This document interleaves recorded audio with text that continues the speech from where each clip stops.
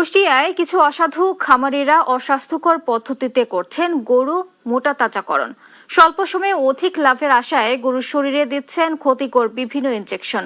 অতিরিক্ত মাত্রায় খাবারের সঙ্গে খাওয়ানো হচ্ছে হরমোন জাতীয় বিভিন্ন ট্যাবলেট ও ভিটামিন।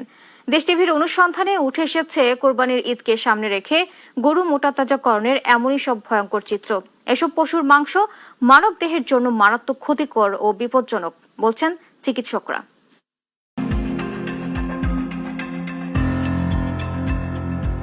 গরু লালন পালনে দেশের অন্যতম জেলা কুষ্টিয়া। তেজদীপ্ত ও স্বাস্থ্যবান হয় ক্রেতাদের কাছে রয়েছে এখানকার গরুর বেশ কদর।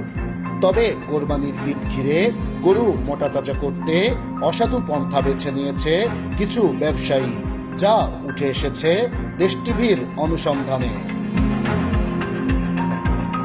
সদর উপজেলার প্রত্যন্ত অঞ্চলের কেষ্টপুর গ্রাম এলাকায় গ্রাম্য চিকিৎসকদের পরামর্শে অধিকাংশ খামারি কোরবানির হাটে বেশি দামের আশায় অবাধে গরুর শরীরে পুশ করছেন ক্ষতিকর হরমোন জাতীয় ইনজেকশন। আসলে গরুকে এই যে ইনজেকশন দিচ্ছিলেন, আসলে কি কাজ হবে? কাজ হবে তো? কাজ হবে না মানে কাজ 100% হবে। আমাদের তো অভিজ্ঞতা আছে।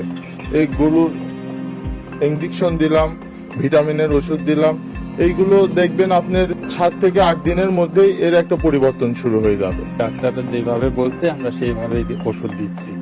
এখন হবে কি না হবে মোটা তাজা সেটা আল্লাহ বলতে পারে। গরু দ্রুত মোটা তাজা করতে শওড়াতলা, গোয়ালিয়া সহ জেলার বিভিন্ন প্রত্যন্ত অঞ্চলের খামারিরা এভাবেই খাবারের সঙ্গে ব্যবহার করছেন রেকটন ভিট, কিউমেট পাউডার, নিষিদ্ধ ভারতীয় পাম ট্যাবলেট সহ বিভিন্ন হরমোন জাতীয় ট্যাবলেট ও ভিটামিন। আর এসব ঔষধ খামারিরা খুব সহজেই পাচ্ছেন জেলার বিভিন্ন ফার্মেসিতে। ডাক্তারের পরামর্শে খাওয়াচ্ছি, খাওয়ালে পরে গরু উন্নতি হবে, তাজা হবে, দেখতে সুন্দর লাগবে।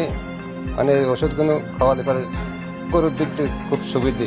প্রেসক্রিপশন বাদে এখন তো খামারি আছে, তারা ফ্যাটেনিং এর ওষুধ, যে এরকম ফ্যাটেনিং এর যে ফ্যাট লাগে, তারপরে জিঙ্ক লাগে, এইগুলা ওরা নিয়ে যায় না আমাদের কাছে। এখানে আপনি দেখতে পান আমাদের সব এসিআই, স্কয়ার, রেন, এটা পপুলার, এই সারা কোনো ওষুধই না। আপনি যদি করেন তাহলে আপনি দেখতে পাবেন।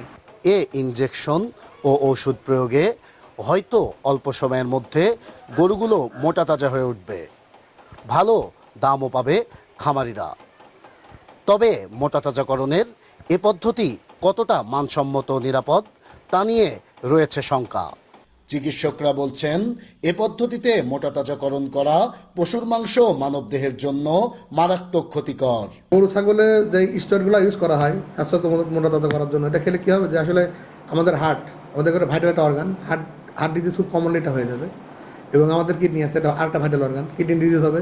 এবং আমাদের সবচেয়ে বড় একটা স্টোর অর্গান এবং হজমের অর্গান আছে লিভারের প্রচুর ক্ষতি করে থাকে। Heart disease, ischemic heart disease, যেটা আমাদের খুব কমন একটা ইজেনিং হয়ে যাচ্ছে, কিডনি ফেলিওর হবে, সিকিউরিটি ডেভেলপ করবে।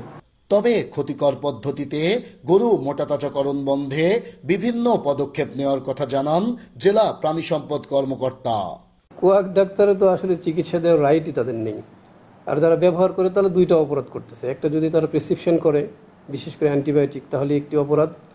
আর যদি এগুলো ব্যবহার করার জন্য কাউকে পরামর্শ দেয় বা নিজেরা ব্যবহার করে, তাদের জন্য মানে দুইটা অপরাধ হবে। দুইটা অপরাধে তাদের শাস্তি হবে। যদি আমাদের কাছে ইনফরমেশন হয়, আমরা প্রমাণ পাই, তাহলে তাদের বিরুদ্ধে আমরা শাস্তিমূলক ব্যবস্থা গ্রহণ করবো আইনানুগ। ক্ষতিকর ঔষধে বেড়ে ওঠা এসব পশুর মাংস স্বাস্থ্যের জন্য ঝুঁকিপূর্ণ হওয়ায় গরু মোটা তাজা করার পদ্ধতি কবে শতভাগ নিরাপদ হবে সে প্রশ্ন থেকেই যায়। নাইদা সান্তিতাস, দেশ টিভি, কুষ্টিয়া।